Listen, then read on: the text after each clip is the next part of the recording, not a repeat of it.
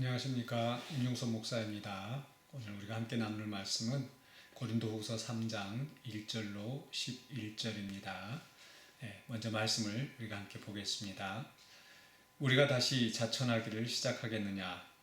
우리가 어찌 어떤 사람처럼 추천서를 너희에게 붙이거나 혹은 너희에게 받거나 할 필요가 있느냐? 너희는 우리의 편지라 우리 마음에 썼고 무사람이 알고 읽는 바라. 너희는 우리로 말미암아 나타난 그리스도의 편지니 이는 먹으로 쓴 것이 아니요 오직 살아계신 하나님의 영으로 쓴 것이며 또 돌판에 쓴 것이 아니요 오직 육의 마음판에 쓴 것이라. 우리가 그리스도로 말미암아 하나님을 향하여 이 같은 확신이 있으니 우리가 무슨 일이든지 우리에게서 난 것 같이 스스로 만족할 것이 아니니 우리의 만족은 오직 하나님으로부터 나느니라. 그가 또한 우리를 새 언약의 일꾼 되기에 만족하게 하셨으니 율법 조문으로 하지 아니하고 오직 영으로 함이니 율법 조문은 죽이는 것이요 영은 살리는 것이니라. 돌에 써서 새긴 죽게 하는 율법 조문의 직분도 영광이 있어 이스라엘 자손들은 모세의 얼굴에 없어질 영광 때문에도 그 얼굴을 주목하지 못하였거든. 하물며 영의 직분은 더욱 영광이 있지 아니하겠느냐. 정죄의 직분도 영광이 있은즉 의의 직분은 영광이 더욱 넘치리라.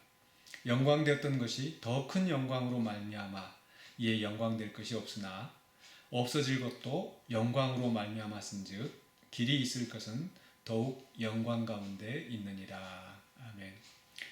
네, 오늘 말씀은 바로 바울이 그 앞장 2장에서 그 14절로 16절에 주신 그 말씀과 연결식이어서 우리가 봐야 될 것 같습니다. 14절에서 보면은 우리로 말미암아 각처에서 그리스도를 아는 냄새를 나타내신 하나님께 감사한다.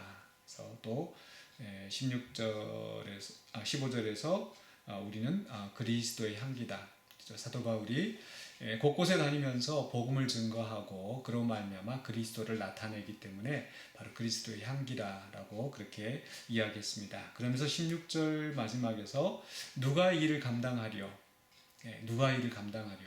바로 바울과 또 그와 함께한 동역자들이 이 복음 증거, 그리스도의 복음을 증거하는 사역을 감당하고 있다라는 겁니다. 그러면서도 17절에 또 말씀을 혼잡하게 하지 않고 하나님께 받은 것 같이 또 하나님 앞에서 그리스도 안에서 말한다라고 바울이 그 복음 사역자로서 말씀 사역자로서 얼마만큼 신실하게 또 하나님 앞에서 그리스도 안에서 이것을 사역하고 있는가를 말하고 있었습니다. 그리고 나서 이제 3장 1절에 들어와서 우리가 다시 자천하기를 시작하겠느냐, 또 우리가 어떤 사람들처럼 추천서를 받아오고 또 너희에게서 추천서를 받을 필요가 있느냐라고 질문을 던지죠. 이렇게 바울이 질문을 하는 이유는 그 당시 고린도 교회에서 바울의 사도권에 대해서 또 의심하고 또 부인하고 또 비방하는 사람들이 있었기 때문입니다. 바로 사도의 권위가 부인된다면 그가 전하는 복음도 힘을 잃게 되죠.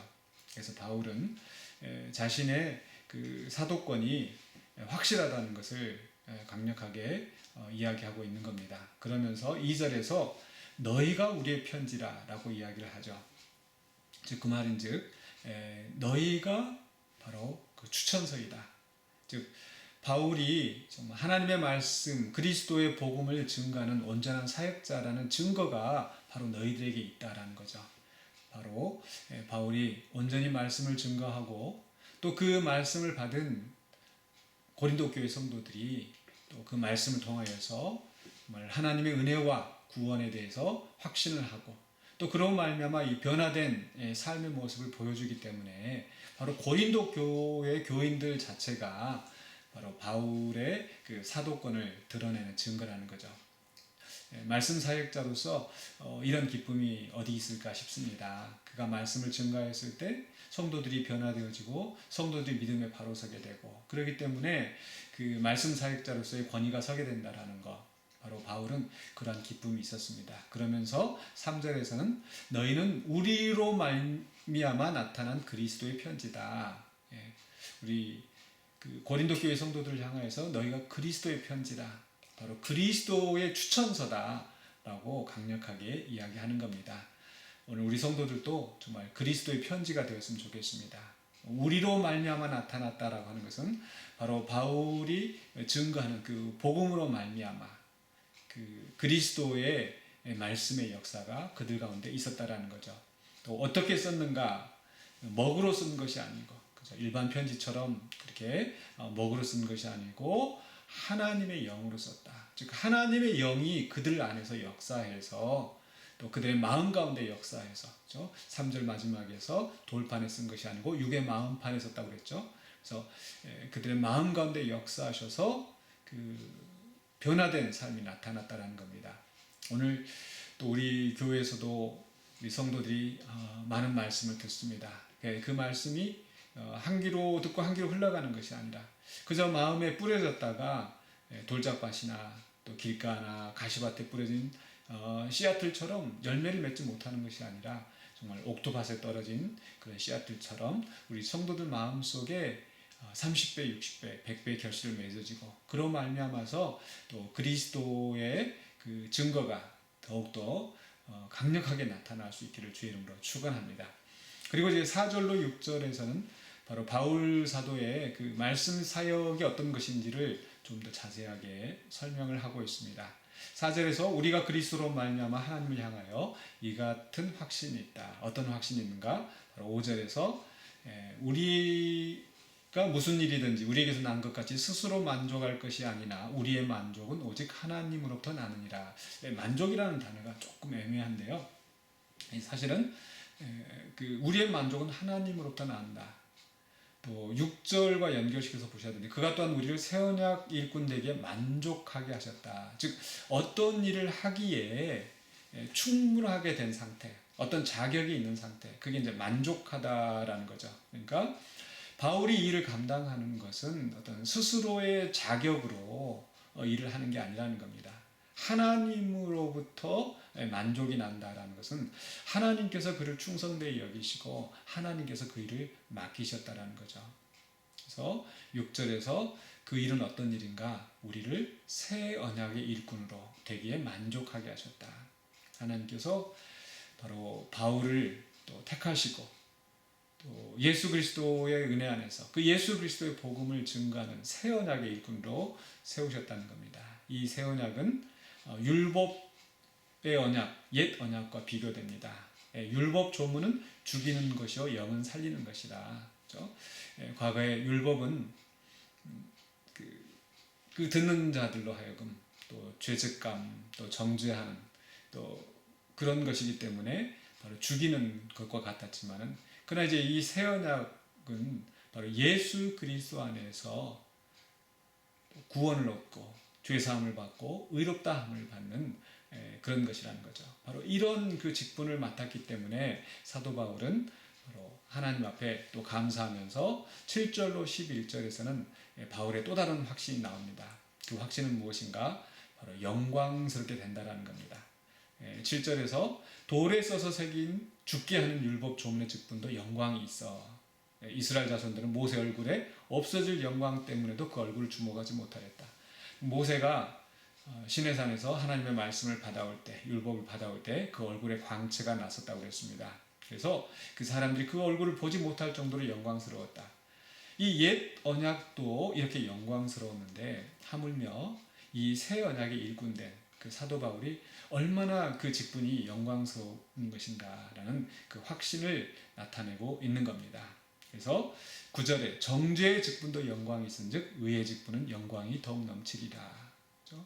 정죄하는 율법을 통해서 정죄하는 그 직분도 영광이 있었는데 이제 정죄하는 것이 아니라 하나님의 은혜로 말미암아 그리스도의 속죄 사역으로 말미암아 이제 성도들이 의롭다함을 얻게 되는 바로 이 의의 직분, 이것이 얼마나 영광스러운 것인가.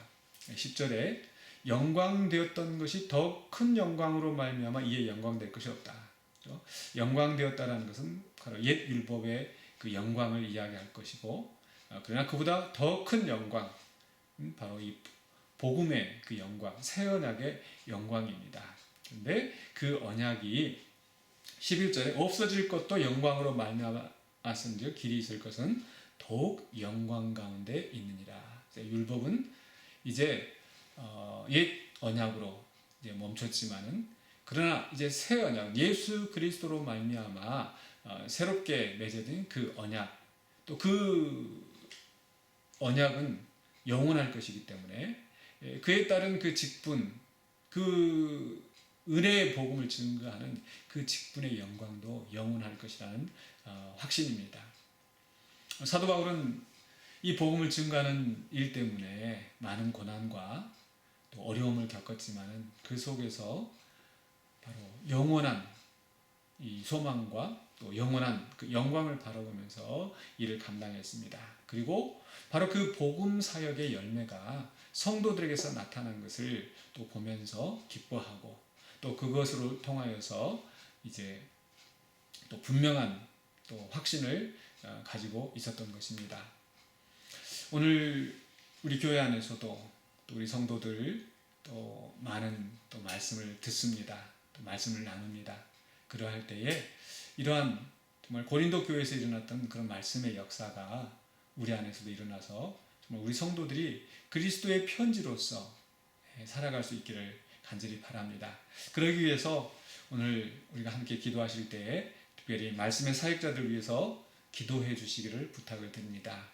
오늘 사도 바울이 정말 하나님이 그를 말씀의 사역자로 새 언약의 일꾼으로 세우신 것처럼 이제 말씀의 사역자들도 정말 하나님으로부터 부르심을 받아서 하나님이 세우신, 하나님이 자격을 부여하시고 하나님의 말씀을 넣어주시고 또 그 말씀을 선포할 때에 사람의 지혜로 하지 아니하고 하나님의 영으로 또 그리스도의 온전한 복음을 선포하는 그런 사역자들이 되게 해달라고 우리 기도를 부탁을 드립니다.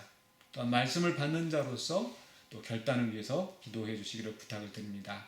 말씀을 듣고 흘려보내는 자가 아니라 그 말씀이 우리 안에 심령을 변화시키고 온전한 구원의 확신과 또 그 온전한 그 삶을 살아가는 그런 교훈이 될 수 있도록 그 말씀을 온전히 받게 하여 주시고 또 그 말씀으로 변화된 삶을 살아가게 하여 주시옵소서.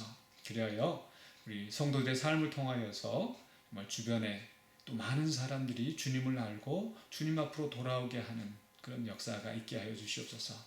우리 성도들이 이제 곳곳에 흩어져서 살아갈 때에 그 속에서 또 그리스도의 복음이 선포되어지고 또 직접 입술로 선포되지 않는다 하더라도 우리 성도들의 선한 삶을 통하여서 그리스도의 영광이 나타나고 그리스도의 복음이 확장되는 역사가 있게 해달라고 우리 성도들 자신들을 위해서 말씀을 받는 자신들을 위하여서 또 함께 기도해 주시기를 부탁을 드립니다. 기도하겠습니다. 거룩하신 아버지 하나님, 은혜를 감사합니다. 오늘도 우리가 받은 말씀을 가지고 변화된 삶을 또 살아가는 우리가 되기를 기도합니다. 온전히 우리가 말씀을 또 선포하는 자가 우리 가운데 있게 하여 주시고 또 그 말씀을 들을 때에 우리가 허투루 듣지 아니하고 정말 하나님이 주시는 그 말씀으로 받아서 그 말씀을 통하여서 우리의 심령이 변화되는 역사가 있게 하여 주시옵소서. 그리하여서 우리 교회에 속한 모든 성도들이 정말 그리스도의 편지로서 제 역할을 감당하며 주님의 영광을 나타내는 우리가 되게 하여 주시옵소서. 살아계신 예수 그리스도 이름으로 기도하옵나이다. 아멘.